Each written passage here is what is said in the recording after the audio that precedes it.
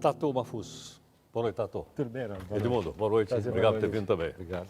Bom, vamos conversar um pouco sobre o Cá Entre Nós. Tato, este aqui, que a gente inclusive mostrou aqui na abertura, é o primeiro trabalho publicado, tem outros anteriores? Tem outros anteriores, depois eu conto um pouquinho, eu tenho uma dupla carreira, né? Sou advogado também. Peraí, você é advogado também? Também. Então, eu jornalista tenho... também ou não? Não, também. Eu sei que você também é advogado, né? Fui.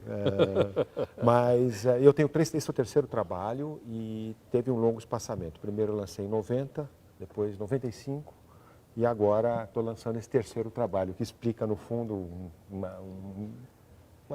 alguns anos entre um e outro trabalho, né? Sei. Conciliar as duas coisas às vezes não é fácil. Né? Sua área qual é? Eu trabalho com direito empresarial, Sei. sou executivo de empresa, na verdade, mas responsável pela área tributária, né? Sei. E legal em geral da companhia. Tá. Mas isso é das 8 às 8, depois das 8 às 8 a gente pensa em música. Das 8 então é a música. É a música. As músicas aqui são todas de sua autoria? São todas composições minhas. Nesse trabalho, esse é o terceiro trabalho, como disse, o primeiro trabalho eu ganhei prêmio Chaplin de revelação instrumental na época, que para mim também foi uma surpresa, porque essa questão de ter duas carreiras às vezes não é fácil conciliar e poder estar, né, se apresentando, coisa e tal. Mas todas as composições, é fundamentalmente um trabalho autoral, né? As composições são todas minhas, que eu acho que é, no fundo, o que eu, digamos, diferencial que eu tenho é mais na composição. Eu, claro, procuro me esmerar, toco bem e tal, mas a composição eu acho que é um grande diferencial. Essa primeira música, qual é o nome? Essa é Canal 100, Canal 100. Mas esse é aquele do nosso Canal 100 ou não? Esse é aquela do nosso Canal 100, de garoto, de ver, eu acho que era Carlinhos Niemeyer, a gente vê o... Herbert Richard, não era? Exatamente, Canal principalmente ver o Maracanã lotado. Né? E Jogos só do Rio, Flamengo, Jogos Fluminense, só do Rio, Vasco, lembra Flamengo, disso, não? Fluminense, Acho que isso exatamente. até fez com que esses clubes ficassem conhecidos no país inteiro, porque não tinha televisão. Exatamente. Era branco e preto, você vê que eu sou dessa época aí, exatamente. Então, eu pensando de garoto no cinema, é um samba que acho que tem cara de Rio de Janeiro. Que bonito que bonito é. Exatamente. Acho que ia chamar Rio Fantasia. Rio Fantasia chamava? Acho que sim. Agora, eu não lembro esse tema de quem fizeram mas vamos dizer assim, no Canal 100 fizeram uma versão especial, não foi? Que acabou ficando conhecido no país inteiro. Você tocava aquela musiquinha, você sabia que ia começar o futebol, né? Exatamente. Eu fiz pensando, porque acabou virando isso, assim, é uma foto do Rio de Janeiro, né? É verdade. Uma coisa e a gente morava em São Paulo, então você via aqueles jogos, aquele Maracanã Então esse é o lotado. Canal 100 que você tocou? Esse é o Canal 100, que é um samba com cara de Rio de Janeiro, e eu quis dar exatamente fazer uma homenagem à cidade maravilhosa. Cidade maravilhosa. Porque, de fato, o esporte sempre era identificado por alguma música. A Record mesmo aqui, na época que a Record tinha transmissões esportivas, tinha uma música, não me lembro, essa era do John Philip Sousa, aquele que gravou, que compôs uma série de marcas. Uma delas era aqui da Record. Então, a hora que você ouvia aquela música, opa, vai começar o futebol na Record, ou em outras emissoras. Me lembro bem disso. Tá bom. Bacana. Qual que a gente vai ouvir agora? Vamos ouvir uma balada que chama Caminhada. Tá, agora é uma balada. Agora é uma balada, algo mais tranquilo. Uma balada de inspiração. Essa caminhada, ela tem eu gosto de música sertaneja também, mais folclórica, não, sertaneja mais tradicional. Então eu procurei fazer aqui um caso, eu gosto de country music também, então procurei fazer um pouco um sabor brasileiro de folclore com um pouquinho de Estados Unidos e um pouquinho um pouquinho também de bossa nova, porque somos brasileiros, então tem um pouquinho de tudo aí. Tá bom.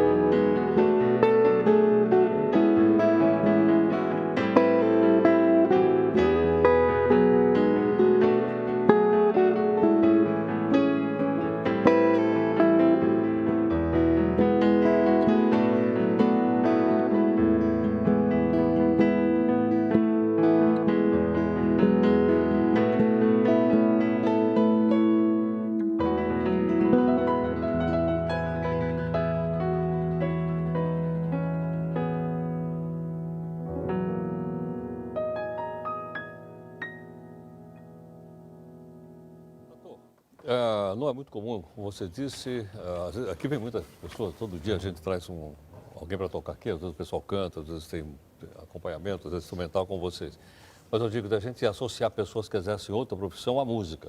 Estou me lembrando do caso do ministro Luiz Fux, ministro, não é isso? Ministro do Supremo Tribunal Federal.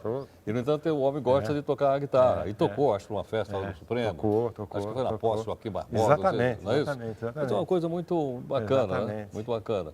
Ou me lembrei também do caso do Bill Clinton. Também saxofonista, né? Muito bem, exatamente. Tem a festa na Casa Branca, o homem... Um ótimo saxofonista, dizem, um músico fantástico. Então, eu imagino, sei lá, numa festa da empresa, por exemplo, o executivo da empresa, Pois, ou o gestor, não é? Chegar na frente dos funcionários e tocar, eu acho que é uma coisa bacana. Os exemplos que você me deu aí, olha, né? Mas não é verdade ou não? Porque a gente sempre, você fala, pô, advogado, sempre imagina você de paletó, gravata, ou o gestor atrás de uma mesa, atendendo os telefonemas, fazendo as coisas, tudo que precisam fazer. Mas tem muita gente assim também, né? Tem, porque as pessoas gostam de música ou acabam, né, tendo como hobby. Eu acho que para mim sempre foi um hobby. A diferença é que é um hobby que eu levei muito mais a sério, né? Estou há muito tempo, me dedico diariamente, tenho que estudar. Então acho que é um hobby, mas é um hobby assim que muitas vezes acaba virando obrigação, né? Sim. Porque a gente tem que... Mas você faz apresentações regulares ou não? Eu, agora, por exemplo, lançando o disco, eu estou preparando exatamente uma série de shows para fazer o lançamento no segundo semestre. Vou fazer. Ainda não está? Fim de semana, ainda não. Já estou fazendo um lançamento, digamos, para tocar mesmo o disco.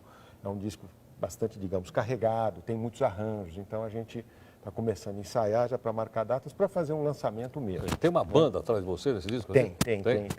Tem vários amigos tocando, tem o Edmundo Cassis, um super pianista aqui de São Paulo, tem o próprio Ricardo Marão, que me ajudou a produzir, fez grande parte dos arranjos também, que é um super baixista, tem o Celso Pixinga, tem uma série de músicos aqui em São Paulo e tem também, que eu acho que é interessante dizer, tem bastante tecnologia nesse disco.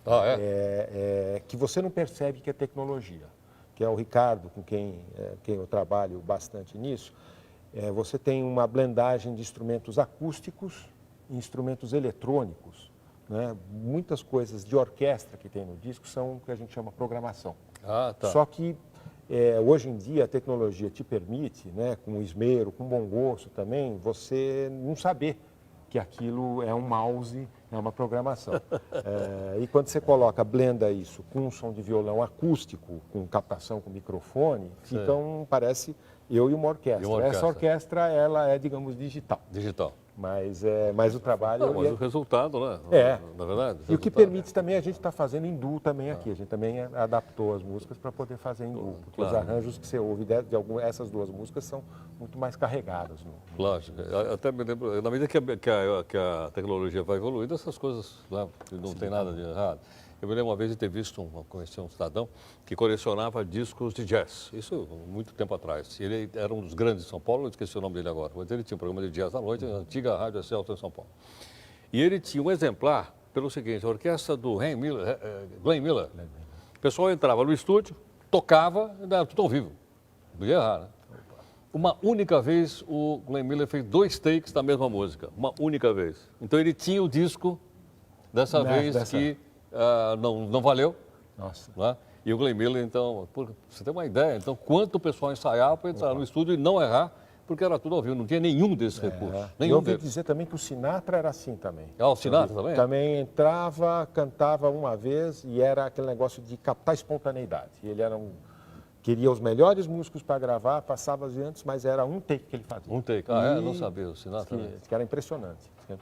Para aquele negócio de emoção, claro. da primeira vez. Agora, até suponho que nessa evolução, por exemplo, da carreira do Sinatra, né, ele pegou já uma fase de tecnologia, não é isso? Pegou. No final da vida, ele já tinha... Mas que ele era, mesmo assim, nessa época de tecnologia, ele fazia questão de captar o frescor. Tem muita gente, pessoal de jazz ainda, tem muita gente que, né, procura gravar assim. Sei. Né? Não faz uso da tecnologia, não emenda depois. Pessoal, aquele negócio, é o take, às vezes faz 2, 3 takes, mas... Curioso isso, né? Porque ainda tem gente que fala, não, vamos pegar esse take aqui, é o que está valendo. É o que está valendo. Vamos desprezar os outros.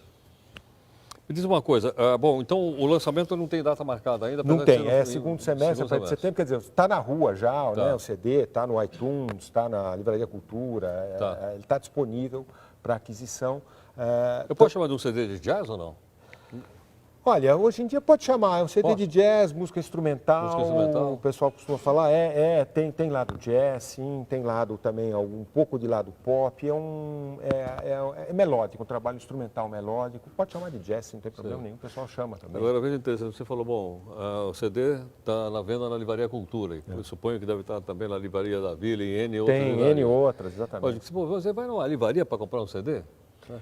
Nós estamos falando de mudança de coisa, a gente ia na livraria para comprar um livro. Isso, É ou não é? isso. Hoje a gente vai na livraria para comprar CD, para comprar É verdade. vídeo, né? Isso, a FENAC, Heródoto. por exemplo, tem um monte de coisa lá para vender. Isso, Heródoto, nós, porque as minhas filhas, que já têm 25 anos, elas não querem saber comprar CD. O pessoal baixa, faz download. A juventude hoje, né, é tudo download. Né? Exatamente. Elas falam, mas para que você está prensando, para que você quer o CD, pai? Eu quero o CD porque é um produto da minha geração, físico. Né? Mas você sabe que tem gente vindo aqui, mais de um, tem trazido também o vinil. Também. Voltou, né? Voltou. Voltou. E aí eu estava olhando, produzido onde? República Tcheca.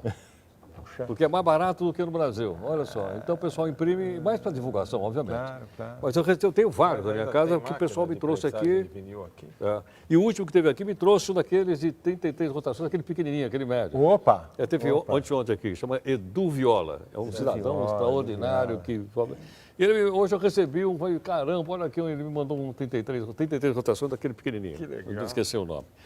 Bom, tem um site então para o pessoal poder baixar? Tem sim, é o tato.mafuz.com.br. Tá, como é que escreve Mafuz? M-A-H-F-U-Z.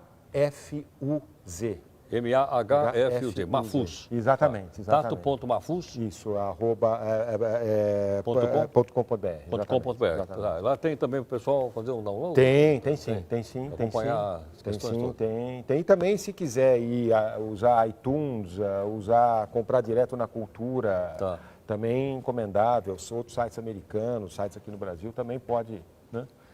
Tá certo. Bom, qual que a gente vai ouvir agora? Nós vamos ouvir agora uma música que chama Astor, Astor. que é uma homenagem ao Piazzolla. Putz, grilo. Que eu adoro também, tango, eu gosto das coisas assim, tango dele é um tango mais coisa moderno, boa, né? né? Então eu fiz uma homenagem a ele. O Canal C também é uma homenagem ao Rio de Janeiro, né? Claro, sem O dúvida. Astor tem um pouquinho de influência, digamos, da música argentina, especificamente na música dele, então daí o nome Astor. Não é aquele bar que tem aqui na Vila Madalena. Eu nem o pessoal pensei em fala. bar, eu pensei num cineasta que não é do seu tempo. Cine Astor, Que ficava como do lado não, da oi? Livraria Cultura. Oi? É, né? Cine Astor ali, esse cara. Aí, ó. exatamente. Eu pensei em cinema e logo pensou em bar. Você vê como é que é a diferença aqui, né? Vamos lá.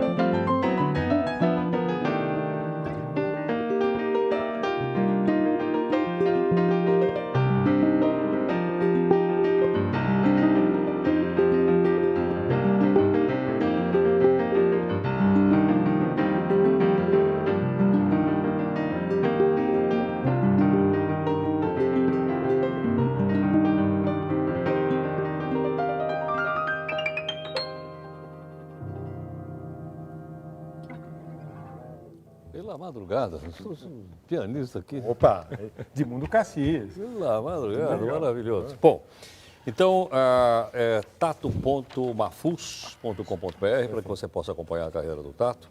Tem lá o download, o CD que eu tenho aqui, então, está aí na Livraria Cultura, em outras livrarias também, para que você possa acompanhar. Tato, muito obrigado, boa noite. Obrigado a você. Bons negócios. Obrigado, prazer estar com você aqui. Obrigado. Muito obrigado, Eduardo. Foi uma honra estar aqui perto de vocês tocando. Tchau, gente. Obrigado.